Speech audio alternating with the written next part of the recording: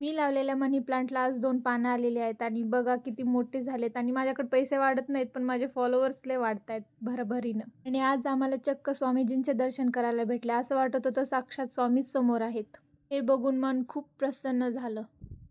आणि आम्ही तर आरसा बघितलो की रेडीच असतो सेल्फी काढायला. भलेही त्या आरशामध्ये आम्ही दिसू या ना दिसू, पण सेल्फी तर काढणारच. मला वाटत असेल आमची स्वारी आज इथं कशी काय आली. आमची एक फ्रेंड आहे रिंकू म्हणून, तिचं आज इथं सलून ओपन झालं आज म्हणजे तिचं ओपनिंग आहे 31 तारखेला, पण आम्ही त्या दिवशी नसणार आहे म्हणून आज आलो तिला भेट द्यायला. आणि तुम्ही पण नक्कीच भेट द्या रिंकू सलूनला, जे की लोकेटेड आहे जय भारत चौकामध्ये. तिचं करावं तेवढं कौतुक कमीच आहे, कारण एवढ्या लहान वयात एवढं मोठा बिझनेस करणं खरंच सोपं नाहीये. आणि ते पण एकटीनं हँडल करणं खरंच हे खूप अवघड आहे. एवढ्या मोठ्या शहरामध्ये आपण आपलं स्वतःचं काहीतरी सुरू करायचं म्हणलं ना, खरंच त्याला गट्स लागतात. आणि आम्हाला 31 तारखेला तिच्या ओपनिंगला यायला जमणार नाही म्हणून ती थोडीशी जराशी नाराज होती, पण इट्स ओके, आम्ही येऊ तिला भेटायला.